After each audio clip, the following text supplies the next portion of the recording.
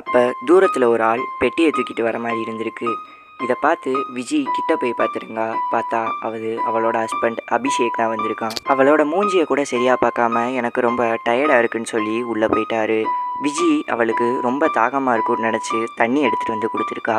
எனக்கு தண்ணி எல்லாம் வேணான்னு சொல்லி உள்ளே போயிருக்காரு. அப்போ விஜி என்னாச்சு, என் மேலே எதுவும் கோவமானு சொல்லி கேட்டிருக்கா. அதுக்கு அபிஷேக் அதெல்லாம் ஒன்றும் இல்லைன்னு சொல்லி இருந்திருக்கான். நான் ட்ராவல் பண்ண டயர்டில் இருக்கே.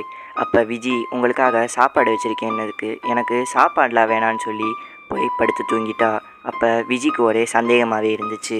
இவர் வந்ததுலேருந்து சரியில்லையே, ஒருவேளை எதுவும் பிரச்சனையாக இருக்குமோன்னு யோசிச்சு சமயத்தில் அவங்க வீட்டு கதவை யாரோ தட்டுற மாதிரி இருந்திருக்கு. இவ வெளியே போய் பார்த்துருந்துருக்கா. அப்போ பக்கத்து வீட்டுக்காரங்க தான் உங்கள் ஹஸ்பண்ட் கம்பெனிலேருந்து ஃபோன் வந்திருக்குன்னு சொல்லி இருந்திருக்காங்க. இவளும் சரி நம்ம ஹஸ்பண்ட் தூங்கிட்டு இருக்காங்கன்னு சொல்லி வேகமாக போய் அந்த ஃபோன் காலை அட்டன் பண்ணுறதுக்காண்டி போயிருந்திருக்கா. அப்படி அட்டன் பண்ணி கேட்குறப்ப அவளுக்கு பயங்கரமான ஷாக்.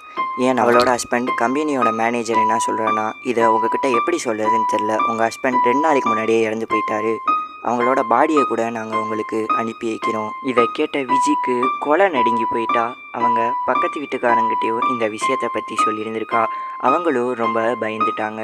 அடுத்த நாள் சொன்ன மாதிரி அவங்க வீட்டுக்கு அந்த பாடி வந்திருக்கு. இந்த வீடியோ உங்களுக்கு பிடிச்சிருந்தா லைக் மற்றும் சப்ஸ்கிரைப் செய்யுங்கள்.